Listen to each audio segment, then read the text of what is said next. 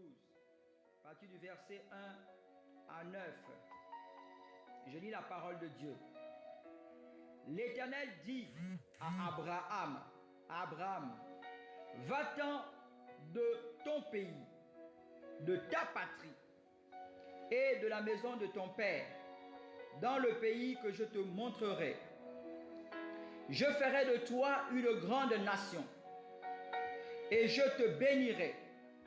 Je rendrai ton nom grand et tu seras une source de bénédiction. Bien-aimé, quand Dieu parle de source de bénédiction ici, ce n'est pas quelqu'un qui est béni, mais c'est quelqu'un qui est non seulement béni, mais qui bénit aussi les autres. C'est quelqu'un par qui la bénédiction bénit les autres. La bénédiction de cette personne devient une bénédiction pour la multitude. Verset 3. L'Éternel dit à Abraham, je bénirai ceux qui te béniront, et je maudirai ceux qui te maudiront, et toutes les familles de la terre seront bénies en ton nom. Abraham partit comme l'Éternel le lui avait dit, et Lot partit avec lui. Abraham était âgé de 75 ans lorsqu'il sortit de Charan.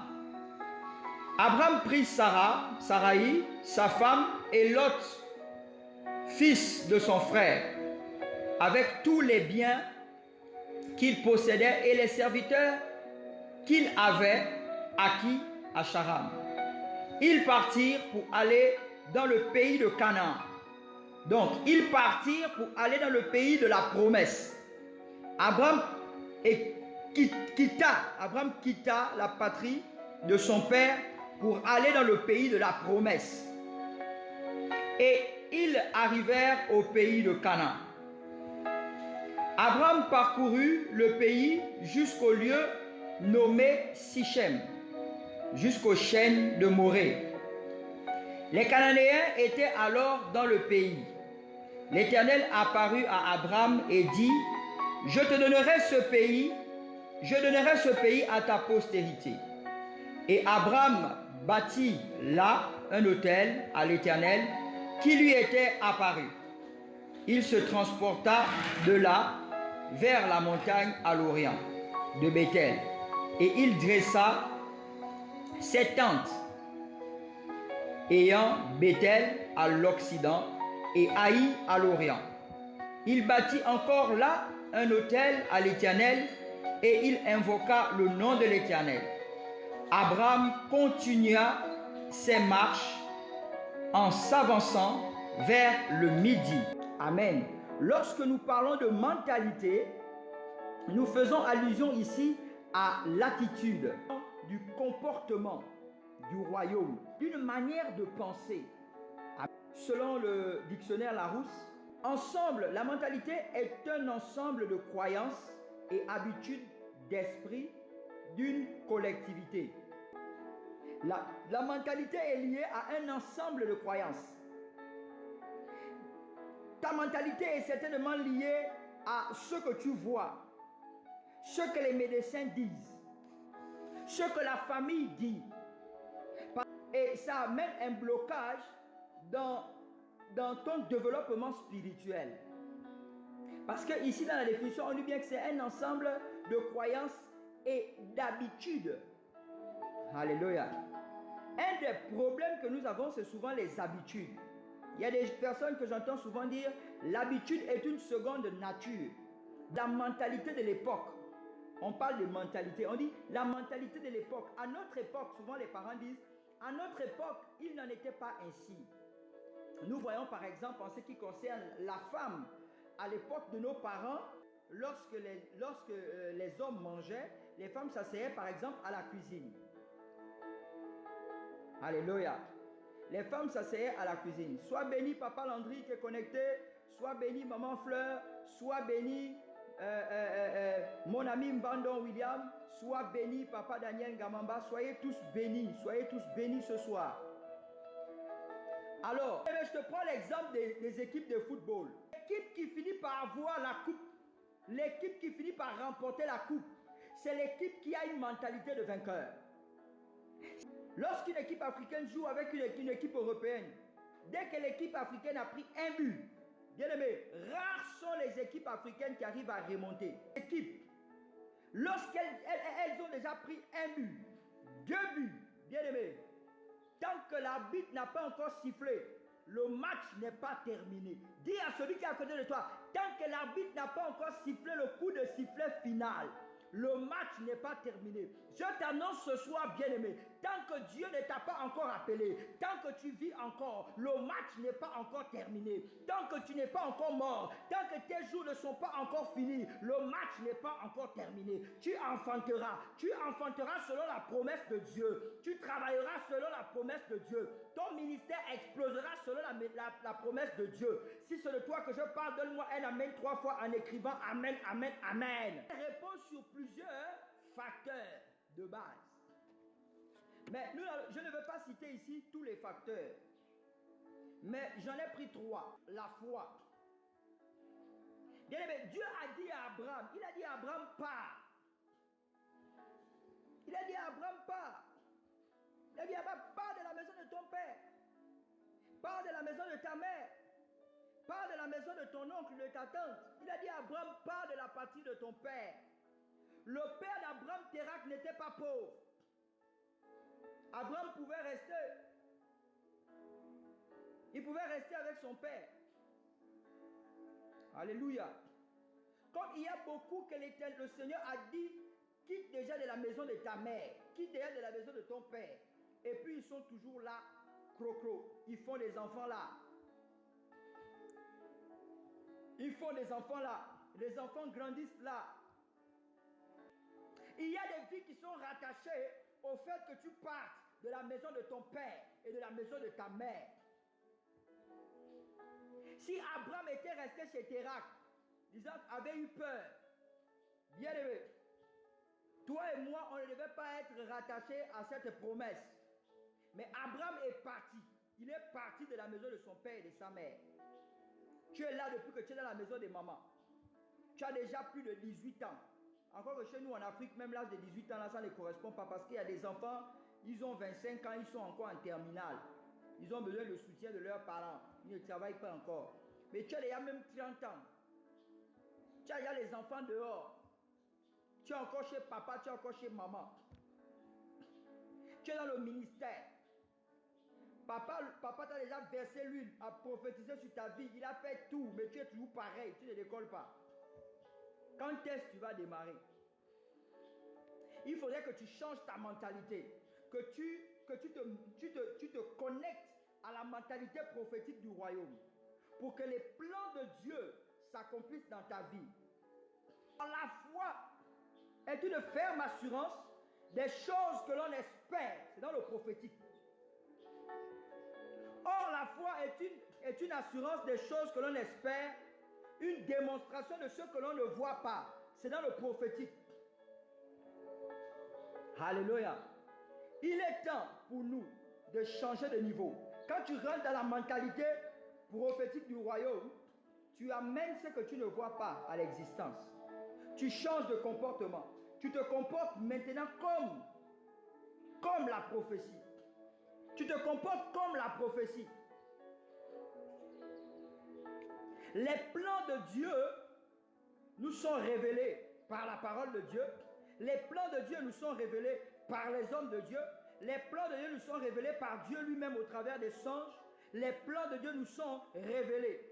Mais il est important de comprendre le symbolisme prophétique dans le message de Dieu.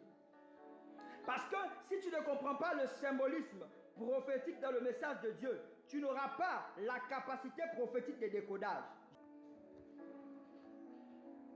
Savoir reconnaître les temps favorables. Savoir reconnaître les temps favorables. Parce que plusieurs personnes ne sont pas rentrées dans leur destinée parce qu'elles n'ont pas eu la capacité prophétique de décodage. Et elles n'ont pas su lire que c'était la saison. Elles n'ont pas su lire que c'était la saison de ma bénédiction. Souvent, tu te mettras à dos des personnes que tu aimes. Des personnes que tu aimes. Il y a des personnes que tu aimes. Souvent, tu te mettras à dos ces personnes. Parce que Dieu t'a demandé de partir. Parce que Dieu t'a demandé de poser tel acte. Mais, puisque c'est toi que Dieu a parlé, bien-aimé, il vaut mieux avoir Dieu avec toi que d'avoir le monde entier avec toi. Et Dieu contre toi. Il vaut mieux avoir Dieu et le monde entier contre toi. Alléluia. Donc souvent tu vas te mettre à dos les personnes que tu aimes. Parfois tu seras dans la difficulté. Mais une chose que Abraham a faite alors qu'il obéissait à Dieu, alors qu'il persévérait, alors qu'il avançait dans sa destinée, une chose qu'il a faite, c'est qu'il n'est pas reparti en arrière. Alléluia. Ne repars pas en arrière.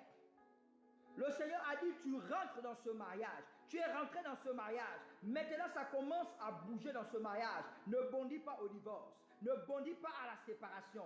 Persévère. Alléluia. Persévère. Abraham a eu des difficultés dans le désert. Il a eu des difficultés. Il pouvait dire que peut-être que Dieu n'est pas avec moi. Il pouvait dire que peut-être que je me suis trompé. Il pouvait dire que peut-être que c'est la voix du diable que j'ai entendue. Pourquoi je souffre? Bien-aimé, Abraham n'est pas retourné chez Térak. Il est resté avec Dieu. Le Dieu m'a fait sortir de la maison de mon père. C'est le Dieu qui pourvoira à mes besoins. Tu es déjà marié. Tu quittes encore la maison de ton mari pour repartir dans la maison de ton père et de ta mère. Il ouvrira les portes. Donc parfois tu seras dans la difficulté.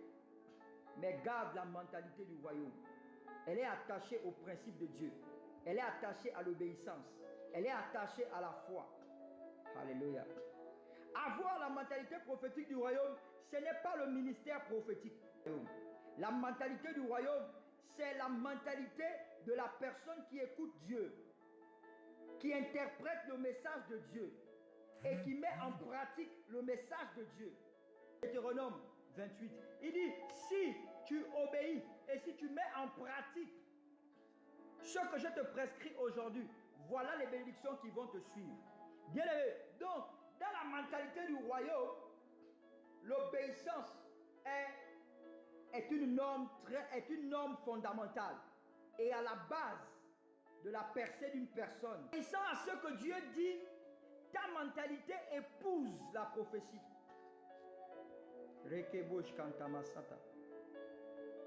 Parce que tu obéis à Dieu, ta mentalité épouse la prophétie. Tu commences à réfléchir différemment. Tu commences à réfléchir comme une personne, comme une championne. Tu commences à réfléchir comme un champion. Tu ne vois pas l'échec, parce qu'il y a des personnes qui voient toujours l'échec partout. Tu ne vois pas l'échec dans ce que tu fais. Tu vois la réussite.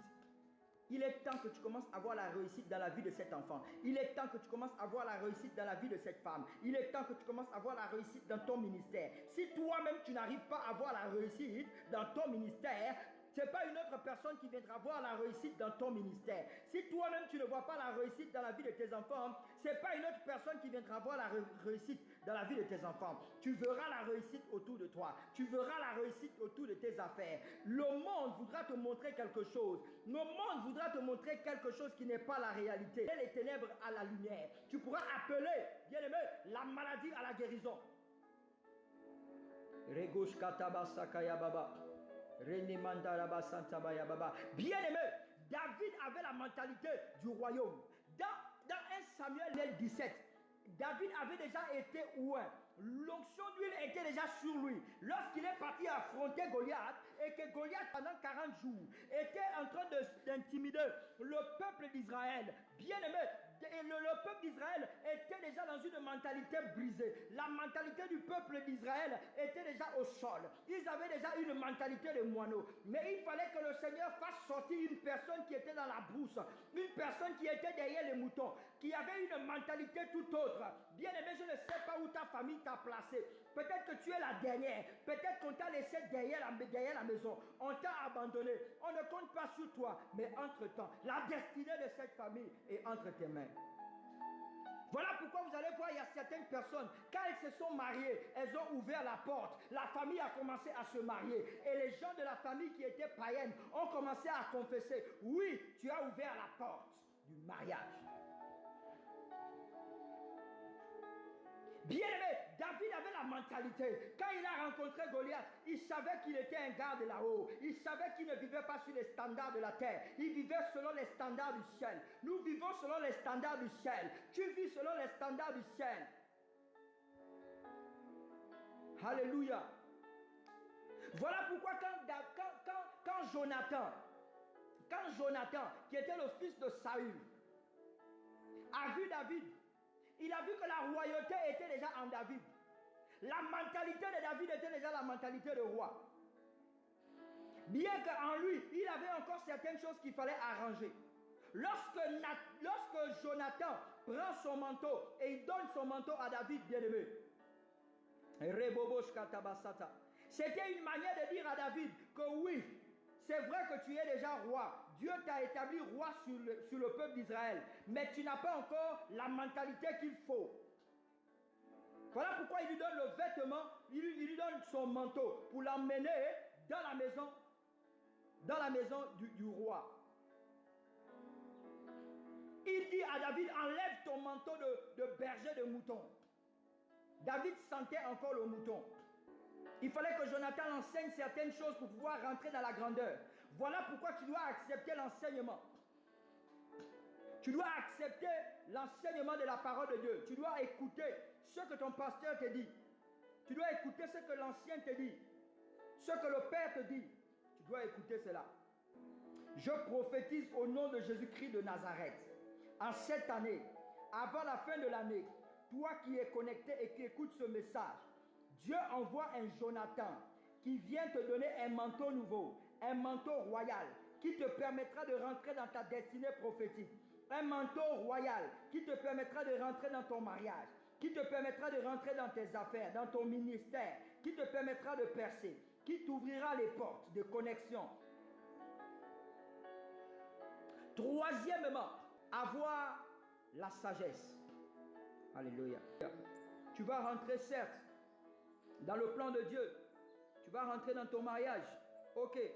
Ta relation sera comment encore avec le Seigneur? Est-ce que tu ne vas pas retourner aux choses passées? Les kabaya baba santa manterebe. Parce que quand tout va bien, bien aimé, souvent quand tout va bien, on oublie d'où est-ce que nous venons. Une des choses qu'il faut comprendre et qu'il faut avoir à l'esprit, c'est que le temps de l'abondance précède toujours le temps de famine. En Égypte, alors qu'ils étaient dans l'abondance, le Seigneur avait d'abord révélé 7 années d'abondance. Mais après, il y avait 7 années de famine. Lorsque tu vas rentrer dans ta destinée, voir les fruits, si tu n'es pas sage, bien-aimé, tu feras du surplace. Voilà pourquoi, quand tu rentres dans le ministère, ou certaines personnes qui rentrent dans le ministère, Dieu ouvre les vannes. Et puis là, poum, tout est bon.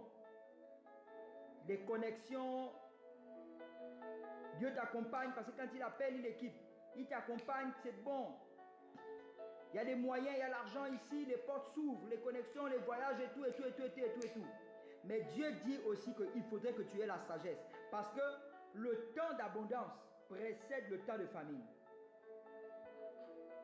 Donc pendant que tu es dans l'abondance, ne te réjouis pas trop. Aie la sagesse de pouvoir épargner. Aie la sagesse de pouvoir épargner. De telle sorte que lorsque la famine arrivera, bien aimé, tu seras en sécurité. Tu seras en sécurité. Je prie pour quelqu'un qui est en ce moment connecté et qui aimerait voir la main de Dieu